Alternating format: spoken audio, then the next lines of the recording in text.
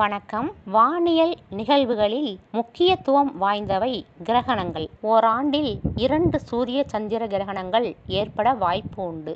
அறிவியல் அடிப்படையிலும் சரி, ஜோதிட அடிப்படையிலும் சரி, கிரகண காலங்கள் மிகவும் முக்கியம் வாய்ந்தவையாக கருதப்படுகின்றன. ஜோதிட ரீதியாக கிரகணம் நிகழும் நாள், நிகழும் நட்சத்திரம் ஆகியவற்றின் அடிப்படையில் பலன்கள் சொல்லும் வழக்கமும் உண்டு. அந்த வகையில் வரும் மார்ச் 29 அன்று நிகழும் சூரிய கிரகணம் மிகவும் முக்கியத்துவம் வாய்ந்ததாக கருதப்படுகிறது. இந்த நாளில் சூரியன் மீன ராசியில் சஞ்சரிக்கிறார். அந்த நாளில் சந்திரனும் சூரியனோடு இணைகிறார். ராகுவும் மீன ராசியிலேயே இருக்கிறார். பொதுவாக ராகு கேதுக்களோடு சூரிய சந்திரர்கள் இணைகிற நாளில் கிரகணம் ஏற்படும் என்கிறது ஜோதிட சாஸ்திரம். அந்த வகையில் வருகிற மார்ச் 29 சனிக்கிழமையன்று சூரியன், சந்திரன், ராகு மீனத்தில் இணைந்து காணப்படுகிறார்கள். இந்த நாளில் இந்திய நேரப்படி பகல் 2:20 மணிக்கு சூரிய கிரகணம் தொடங்கி மாலை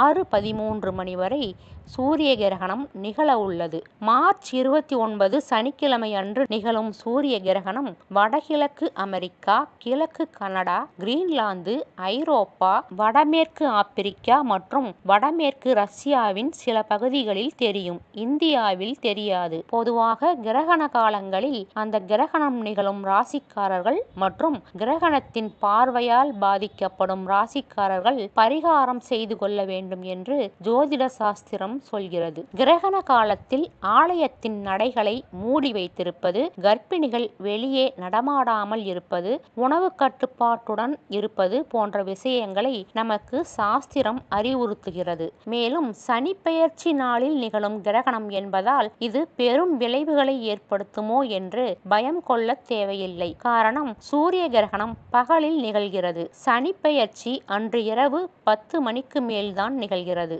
எனவே சூரிய கிரகணத்துக்கும் சனிப்பெயர்ச்சிக்கும் சம்பந்தம் இல்லை. மேலும் நம்மால் காண முடியாத சூரிய சந்திர கிரகணங்களுக்கு நாம் பரிகாரம் செய்ய வேண்டியது இல்லை. எனவே எந்த ராசிக்காரர்களும் பரிகாரம் செய்ய வேண்டியது இல்லை என்று சொல்லப்படுகிறது. அதே வேளையில் கிரகணம் நிகழ்கிறது என்பது உண்மை. அதை நாம் நல்ல முறையில் பயன்படுத்தி கொள்ள வேண்டும். குறிப்பாக மந்திர ஜபம் செய்வதற்கு ஏற்ற காலம் கிரகண நேரம்தான். மார்ச் 29 பிற்பகலில் அவரவர் வழக்கப்படி கைகால்களை சுத்தம் செய்து கொண்டு பக்தி சிரத்தையோடு மந்திர ஜபம் செய்யலாம். மந்திர ஜப உபதேசம் பெறாதவர்கள் இறைநாமங்களை அல்லது ஸ்தோத்திரங்களை சொல்லலாம். கிரகண வேளையில் செய்யும் இறை வழிபாடு அதன் பலன் 100 மடங்காக கிடைக்கும் என்கிறது சாஸ்திரம். மேலும் கிரகண வேளையில் தானம் கொடுப்பதன் மூலம் கடன் பிரச்சனைகள் நீங்கி செல்வ வளம் சேரும் என்கிறது சாஸ்திரம். எனவே வரும் சூரிய கிரகணத்தை கண்டு பயப்படாமல் அந்த நாளில் இறை வழிபாடு செய்து வளமும் நலமும் பெறுவோம். வீடியோ பார்த்த அனைவருக்கும் நன்றி. இந்த வீடியோ உங்களுக்கு பயனுள்ளதா இருந்தது அப்படின்னா ஒரு லைக் கொடுத்துட்டு சப்ஸ்கிரைப் பண்ணிக்கோங்க. அதோட பக்கத்தில் இருக்கிற பெல் ஐக்கானையும் கிளிக் பண்ணி வச்சுக்கோங்க. அப்பதான் நாங்கள் போற வீடியோஸ் உங்களுக்கு நோட்டிபிகேஷன் வரும். நன்றி.